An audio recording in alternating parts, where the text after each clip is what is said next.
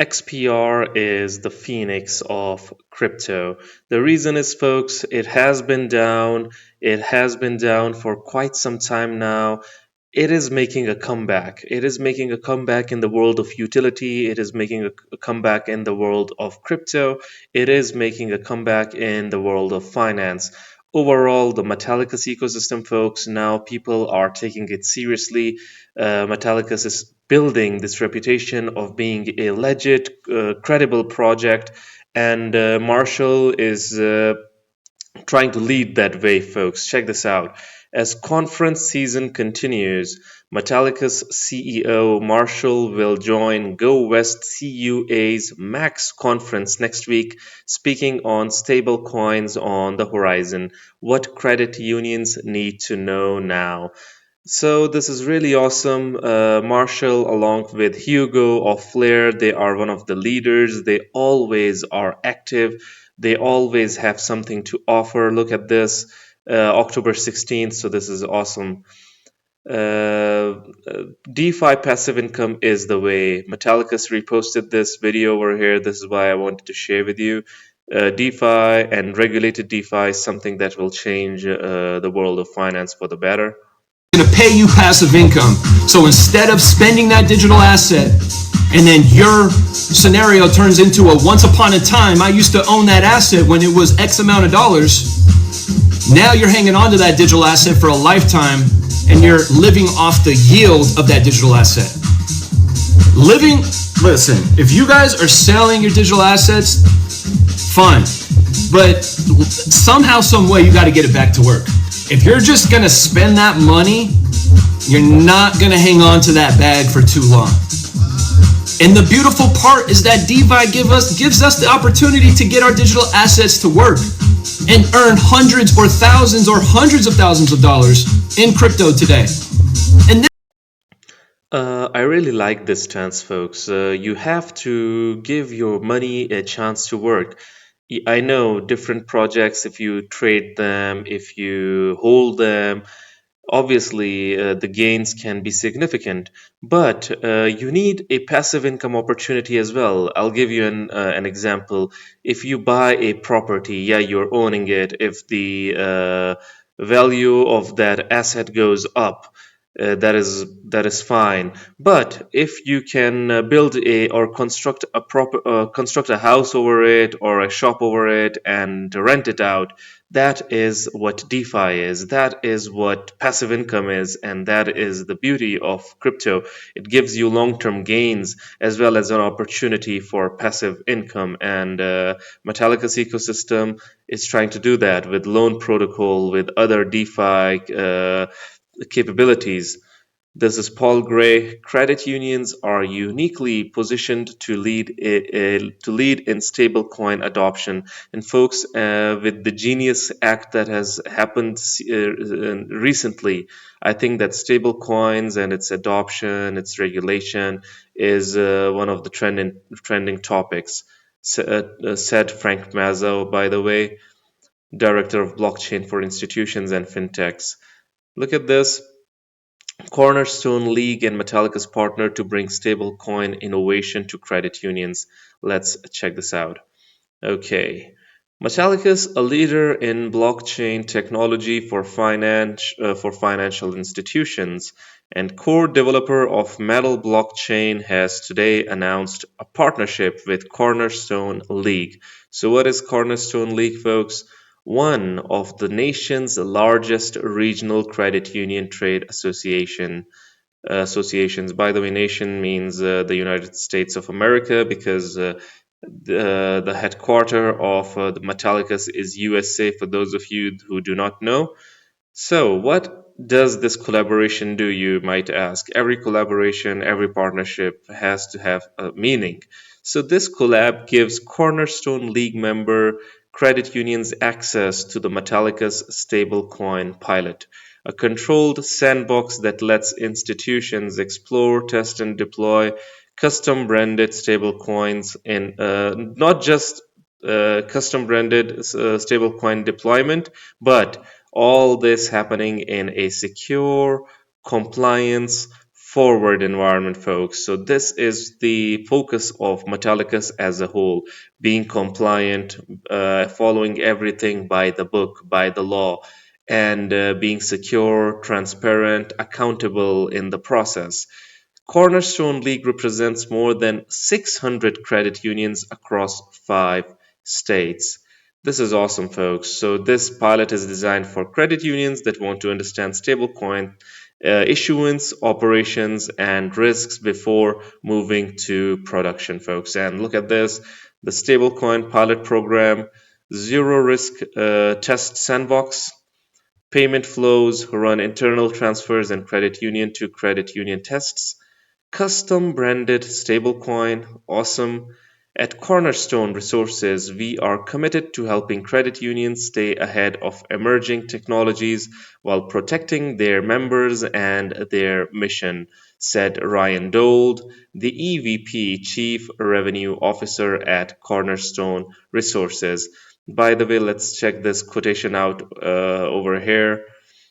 Partnering with Metallica's stablecoin pilot program allows our member credit unions to safely explore stablecoin use cases and other blockchain innovations at no cost as a member benefit.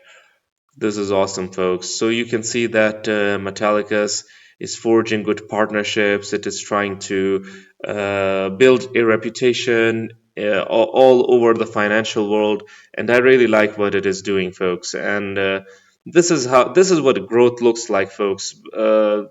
Aside from senseless shilling like we've seen in meme coins, this is the approach. This is the approach to advertise your project, to expand its use case, to expand its reach as well.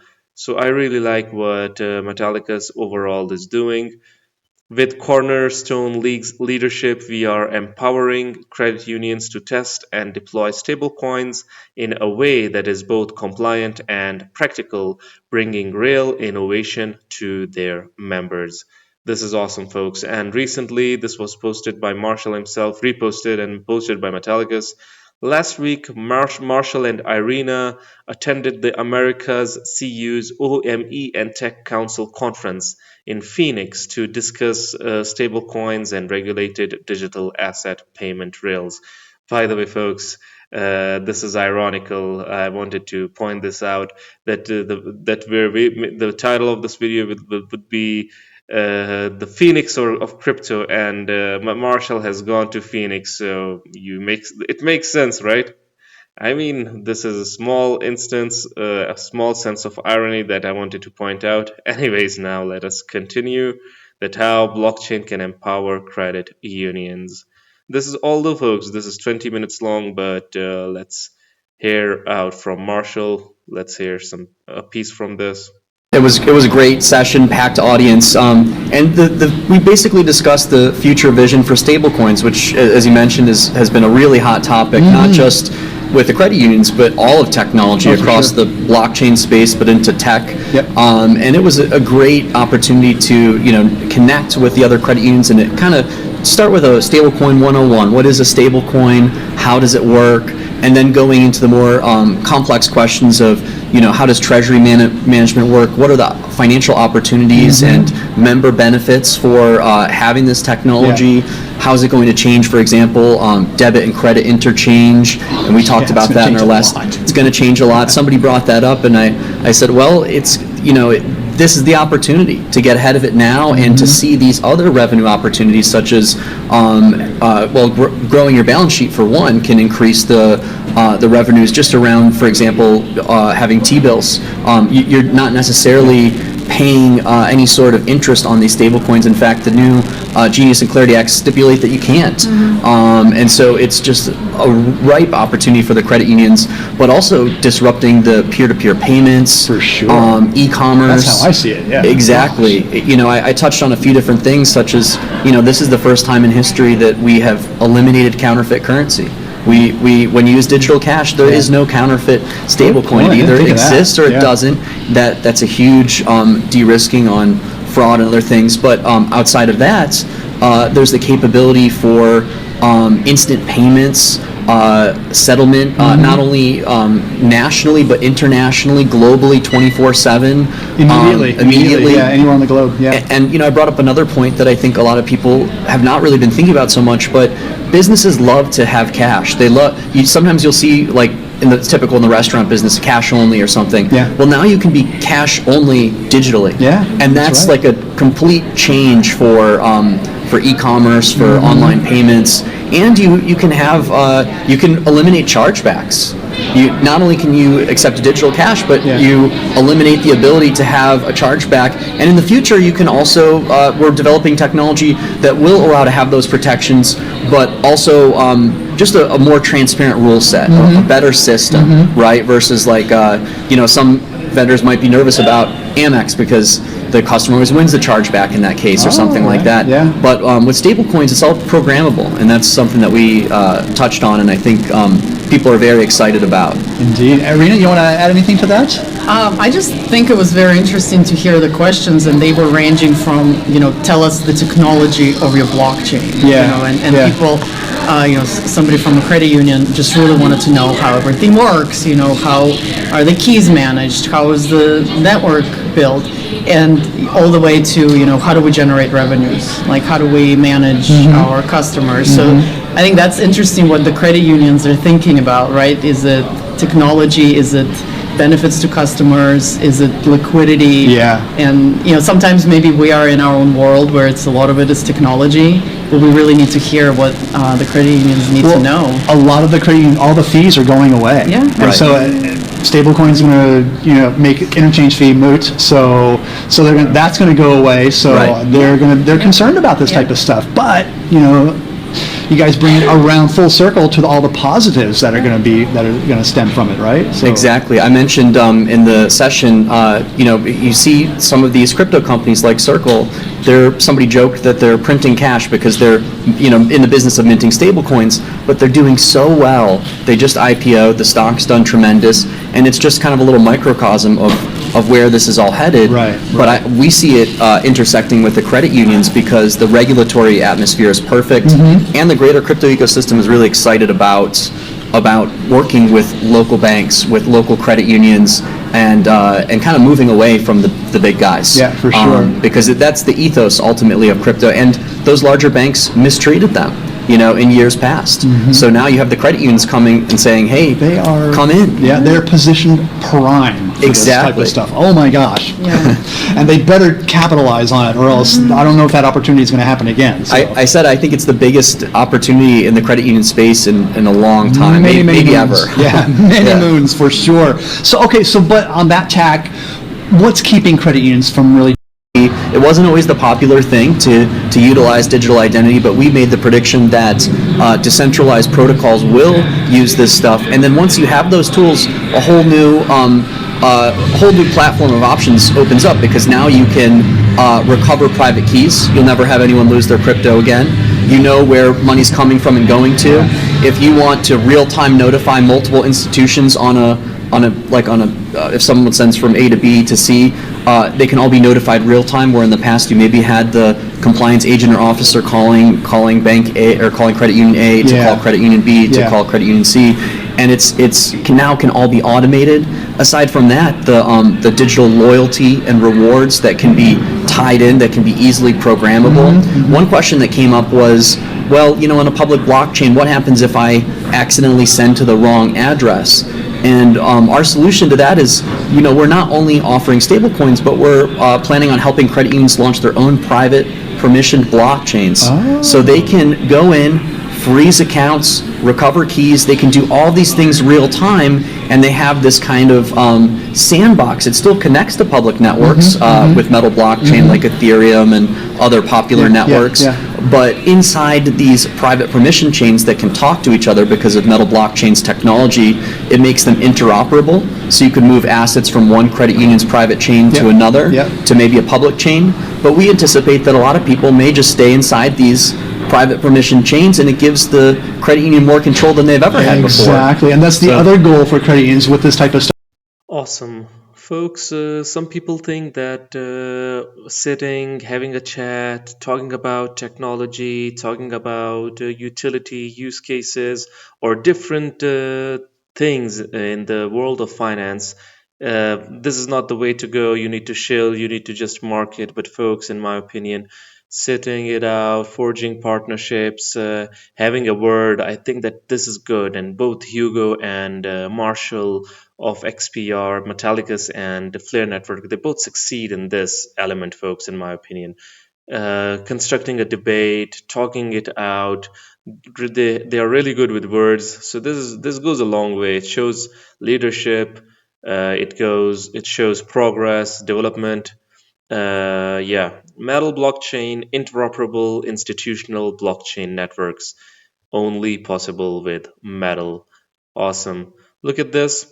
Beyond all the strong fundamentals within the Metallicus ecosystem, it is worth noticing how XPR is already outperforming most altcoins, even while others. D hasn't started its move yet and remains in a downtrend, and BTC D stays around 59.12%. Check this out. Metallicus. Yeah. Others D. Metallicus, in my opinion, in recent times, I'm seeing some traction. I'm seeing traction in terms of credibility being achieved, in terms of partnerships being forged. So I really think that XPR has benefited from that as well, from that uh, progress. Troy says that this is the Phoenix, the real one. This is why we say that XPR and Metallicus, they seem to be the Phoenix of the crypto market. Check this out. ISO 20022 live, AML BSA ready, US Faster Payments Council member, 100,000 TPS incoming. I mean, this will be insane. By the way, TPS I think matters only if your network is being used to a certain extent. Do not need crazy TPS if you just need some TPS, the level of TPS that businesses use, that enterprises use, that is enough. You do not need insane level of TPS without it being used. I mean, okay. Built-in digital ID. Digital ID is the future. All the businesses and enterprises would want that. Native DEX with CLOP support. So, folks, what do you guys think about XPR being the phoenix of crypto? I would really like your opinions. Do hit the comment box below and let the community know. Anyways, guys, this was it for the video. If you liked it, make sure to like, share, comment, subscribe, and hit the notification icon if you're interested in utility coins and potential gems. And you can also support the channel by checking out Patreon by following the link in the description box below. Until next time, stay blessed and stay tuned. And do check the Purple Phoenix. Anyways, goodbye.